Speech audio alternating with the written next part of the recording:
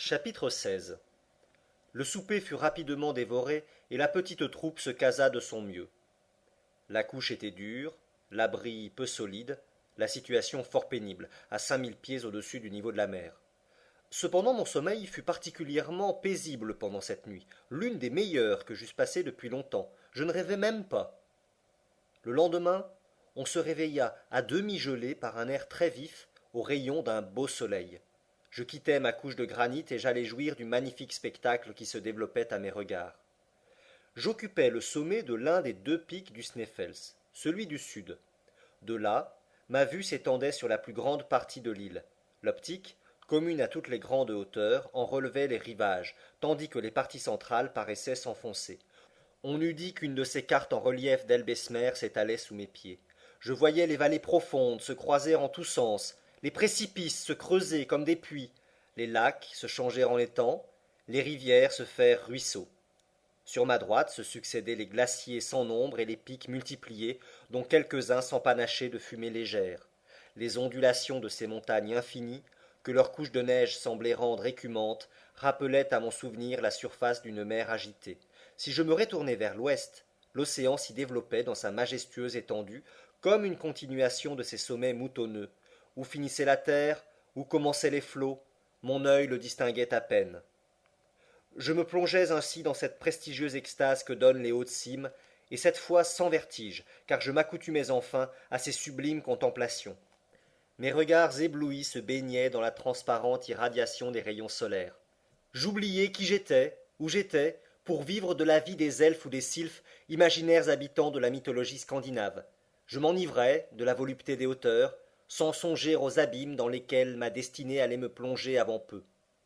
Mais je fus ramené au sentiment de la réalité par l'arrivée du professeur et de Hans, qui me rejoignirent au sommet du pic. Mon oncle, se tournant vers l'ouest, m'indiqua de la main une légère vapeur, une brume, une apparence de terre qui dominait la ligne des flots. Le Groenland, dit-il. Le Groenland m'écriai-je. Oui, nous n'en sommes pas à 35 lieues, et pendant les dégels, les ours blancs arrivent jusqu'à l'Islande, portés sur les glaçons du nord. Mais cela importe peu. Nous sommes au sommet du Sneffels, et voici deux pics, l'un au sud, l'autre au nord. Hans va nous dire de quel nom les Islandais appellent celui qui nous porte en ce moment. La demande formulée, le chasseur répondit Skaltalis. Mon oncle me jeta un coup d'œil triomphant. Au cratère, dit-il. Le cratère du Sneffels représentait un cône renversé dont l'orifice pouvait avoir une demi-lieue de diamètre. Sa profondeur, je l'estimais à 2000 pieds environ. Que l'on juge de l'état d'un pareil récipient, lorsqu'il s'emplissait de tonnerre et de flammes. Le fond de l'entonnoir ne devait pas mesurer plus de 500 pieds de tour, de telle sorte que ses pentes assez douces permettaient d'arriver facilement à sa partie inférieure. Involontairement je comparais ce cratère à un énorme tromblon évasé, et la comparaison m'épouvantait. Descendre dans un tromblon, pensai-je, quand il est peut-être chargé, et qu'il peut partir au moindre choc, c'est œuvre de fou. Mais je n'avais pas à reculer. Hans, d'un air indifférent, reprit la tête de la troupe. Je le suivis sans mot dire. Afin de faciliter la descente, Hans décrivait à l'intérieur du cône des ellipses très allongées. Il fallait marcher au milieu des roches éruptives, dont quelques-unes, ébranlées dans leurs alvéoles, se précipitaient en rebondissant jusqu'au fond de l'abîme. Leur chute déterminait des répercussions d'écho d'une étrange sonorité. Certaines parties du cône formaient des glaciers intérieurs. Hans ne s'avançait alors qu'avec une extrême précaution, sondant le sol de son bâton ferré pour y découvrir les crevasses. À de certains passages douteux, il devint nécessaire de nous lier par une longue corde, afin que celui auquel le pied viendrait à manquer inopinément se trouvât soutenu par ses compagnons. Cette solidarité était chose prudente, mais elle n'excluait pas tout danger. Cependant, et malgré les difficultés de la descente sur des pentes que le guide ne connaissait pas, la route se fit sans accident, sauf la chute d'un ballot de corde qui s'échappa des mains d'un Islandais et alla par le plus court jusqu'au fond de l'abîme. À midi nous étions arrivés. Je relevai la tête, et j'aperçus l'orifice supérieur du cône, dans lequel s'encadrait un morceau de ciel d'une circonférence singulièrement réduite, mais presque parfaite. Sur un point seulement se détachait le pic du Scartaris, qui s'enfonçait dans l'immensité. Au fond du cratère s'ouvraient 3 cheminées par lesquelles, au temps des éruptions du Sneffels, le foyer central chassait ses laves et ses vapeurs. Chacune de ces cheminées avait environ 100 pieds de diamètre. Elles étaient béantes, là, sous nos pas. Je n'eus pas le courage d'y plonger mes regards. Le professeur Lindenbrock, lui, avait fait un examen rapide de leur disposition. Il était haletant, il courait de l'une à l'autre, gesticulant et lançant des paroles incompréhensibles. Hans et ses compagnons, assis sur des morceaux de lave, le regardaient faire. Ils le prenaient évidemment pour un fou. Tout à coup mon oncle poussa un cri. Je crus qu'il venait de perdre pied et de tomber dans l'un des 3 gouffres. Mais non, je l'aperçus, les bras étendus, les jambes écartées, debout devant un roc de granit posé au centre du cratère, comme un énorme piédestal fait pour la statue d'un Pluton.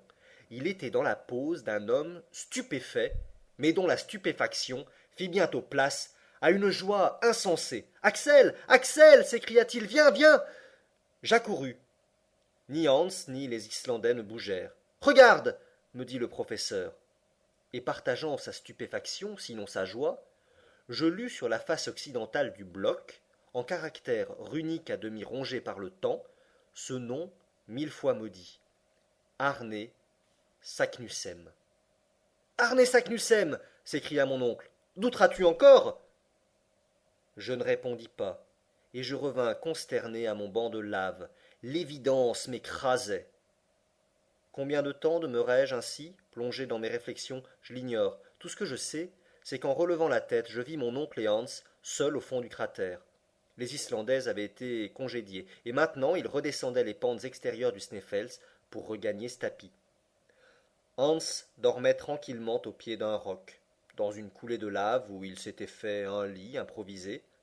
Mon oncle tournait au fond du cratère, comme une bête sauvage dans la fosse d'un trappeur.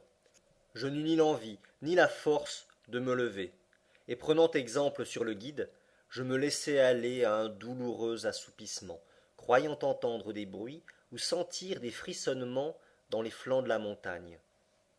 Ainsi se passa cette première nuit au fond du cratère. Le lendemain, un ciel gris, nuageux, lourd, s'abaissa sur le sommet du cône. Je ne m'en aperçus pas tant à l'obscurité du gouffre qu'à la colère dont mon oncle fut pris. J'en compris la raison, et un reste d'espoir me revint au cœur. Voici pourquoi. Des 3 routes ouvertes sous nos pas, une seule avait été suivie par Saknussemm. Au dire du savant islandais, on devait la reconnaître à cette particularité signalée dans le cryptogramme que l'ombre du Scartaris venait en caresser les bords pendant les derniers jours du mois de juin. On pouvait en effet considérer ce pic aigu comme le style d'un immense cadran solaire dont l'ombre à un jour donné marquait le chemin du centre du globe. Or, si le soleil venait à manquer, pas d'ombre. Conséquemment, pas d'indication. Nous étions au 25 juin, que le ciel demeura couvert pendant 6 jours, et il faudrait remettre l'observation à une autre année. Je renonce à peindre l'impuissante colère du professeur Lindenbrock. La journée se passa, et aucune ombre ne vint s'allonger sur le fond du cratère. Hans ne bougea pas de sa place. Il devait pourtant se demander ce que nous attendions, s'il se demandait quelque chose. Mon oncle ne m'adressa pas une seule fois la parole. Ses regards, invariablement tournés vers le ciel, se perdaient dans sa teinte grise et brumeuse. Le 26, rien encore. Une pluie mêlée de neige tomba pendant toute la journée. Hans construisit une hutte avec des morceaux de lave. Je pris un certain plaisir à suivre de l'œil les milliers de cascades improvisées sur les flancs du cône, et dont chaque pierre accroissait l'assourdissant murmure. Mon oncle ne se contenait plus. Il y avait de quoi irriter un homme plus patient, car c'était véritablement échouer au port. Mais aux grandes douleurs, le ciel mêle incessamment les grandes joies, et il réservait au professeur Lindenbrock une satisfaction égale à ses désespérants ennuis. Le lendemain, le ciel fut encore couvert, mais le dimanche, 28 juin, l'antépénultième jour du mois, avec le changement de lune, vint le changement de temps. Le soleil versa ses rayons à flots dans le cratère. Chaque monticule, chaque roc, chaque pierre, chaque aspérité eut part à son lumineux effluve et projeta instantanément son ombre sur le sol. Entre toutes, celle du Scartaris se dessina comme une vive arête et se mit à tourner insensiblement avec l'astre radieux. Mon oncle tournait avec elle. À midi, dans sa période la plus courte, elle vint lécher doucement le bord de la cheminée centrale. C'est là, s'écria le professeur, c'est là, au centre du globe, ajouta-t-il en danois. Je regardai Hans. Folut, fit tranquillement le guide. En avant, répondit mon oncle. Il était 1 heure et 13 minutes du soir, le véritable voyage commençait.